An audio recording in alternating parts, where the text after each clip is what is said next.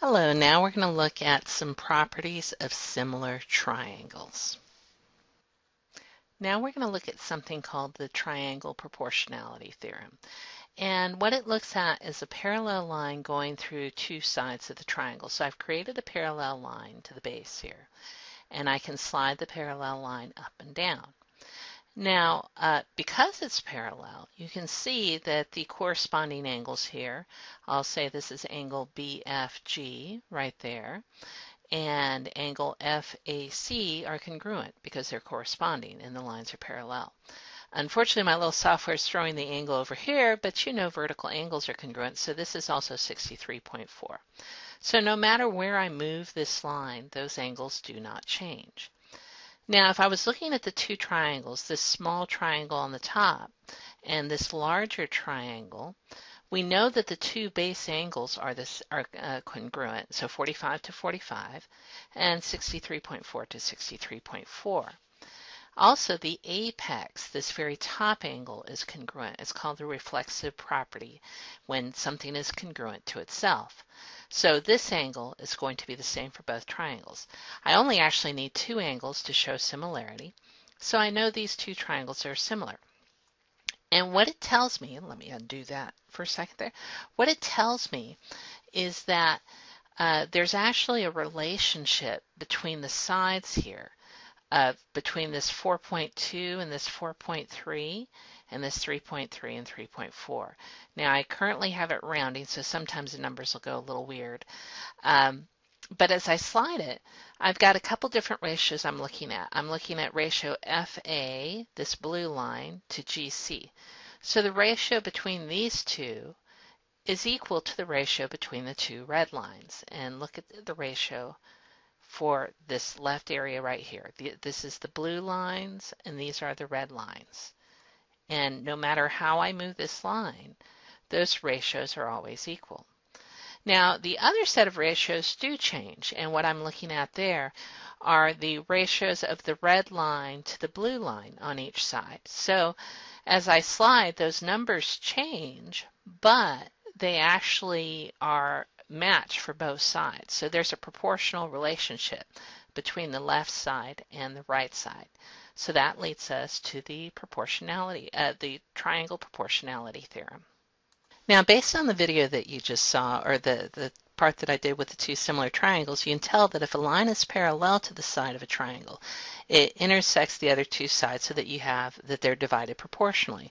So looking at this example here, I have the line that intersects both sides, and they tell me they're parallel.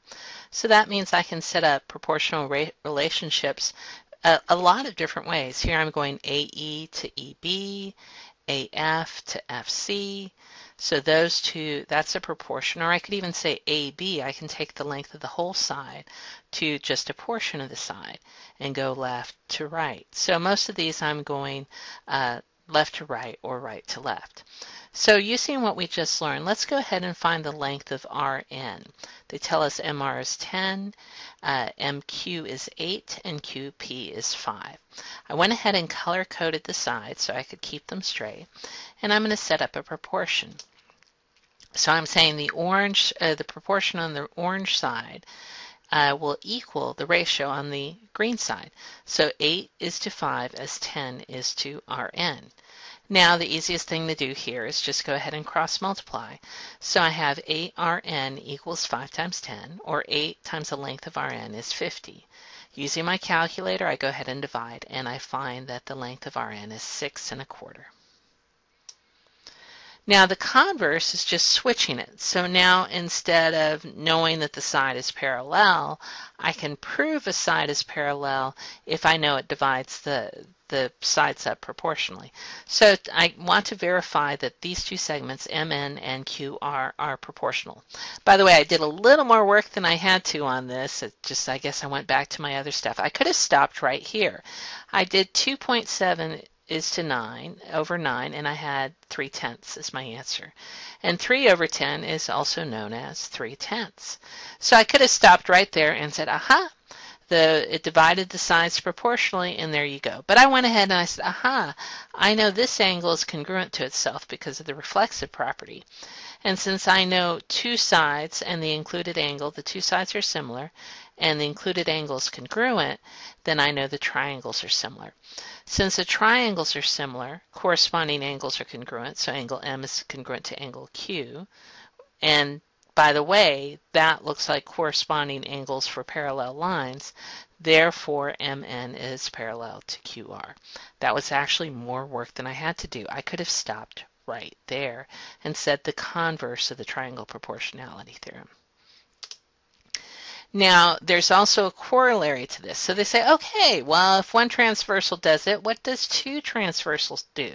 Well, it pretty much does the same thing. As long as the transversals are parallel, you can divide these all up proportionally. So I went ahead and color-coded these so you can see them for the different proportions set up on the left here. And they had, okay, what goes in this box? Well, I see AE, I have colored orange, and then I have DF, which is a little piece there, and EG. So what goes with this orange would be the orange segment here, which is AD. Then they say, okay, AF is to AB, so AF is this entire green thing, is to this little red thing, as let's see, am I on the right side? AF is the green thing, as this green side is to the little red side, and that big long green side there is AG. And then we have AB is to AC. Now they're in the same color. The red here is to the red there. The red on the left is to the red on the right, as BF, this blue segment, is to that blue segment, CG. Now let's go ahead and use that property to find some missing values. Here they want me to find the length of CE, which I colored green, and the side that kind of corresponds to that. And they also want to find AJ, which is this entire length here. So first of all, let's start with CE. I color-coded the corresponding sides where I had values for both of them, and that would be AC and BD. And I set up a proportion to find the green one, so I'm not worried about the red right now. Setting up my proportion, I said CE is to 70 as 81.6 is to 80.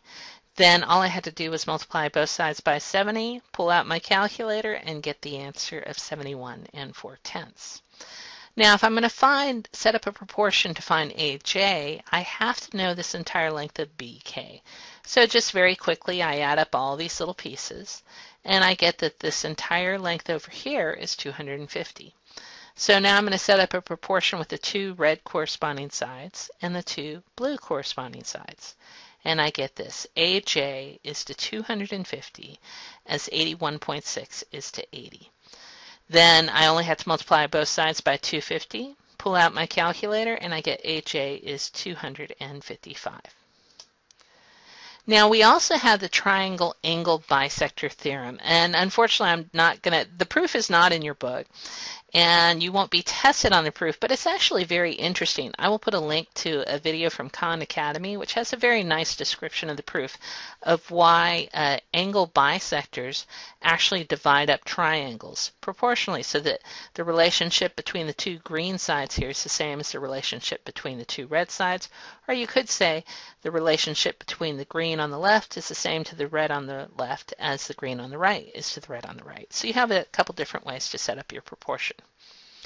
Now I'm trying to find QR and RS. So I went ahead and did the green to the red. And I will admit, when you have an x plus 1 in the denominator, cross multiplying is the way to go. So I went ahead and cross multiplied. And 12 times x plus 1 equals 16 times x minus 2. You use the distributive property, so I have 12 x's and 12 1's equals 16 x's minus 16 2's. That's 32. Then I have more x's on the right than on the left, so I subtract 12x from both sides. And so I end up with 12 equals 4x minus 32. I don't want that plain old number next to my x's, so I'm going to add 32 to both sides. And I will get 44 equals 4x. And I know you can figure out from there that x should be 11. But that's not the answer. The answer is find QR and RS. So I'm going to take that 11 and put it back into these two.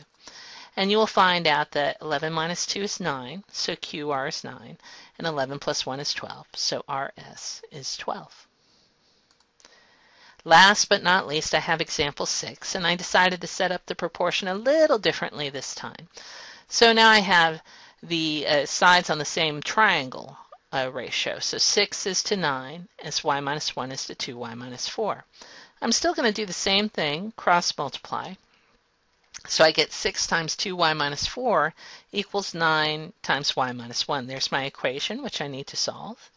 First, apply the distributive property. 6 times 2y, well, I'll have 12y. 6 4s is 24, so minus 24 here.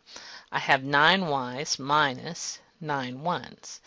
And I have more y's on the left, so I'm going to get rid of the y's on the right. So I subtract 9y from both sides.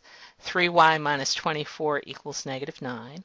Then I add 24 to both sides. 3y equals 15. So y is 5. That is not my final answer. They wanted me to find CD and AD. So I'm going to take that 5 and substitute it into here. So you can see that CD is y minus 1. 5 minus 1 is 4. AD is 2 times y minus 4. 2 times 5 is 10 minus 4, and that gives you 6. And that is the end of this section.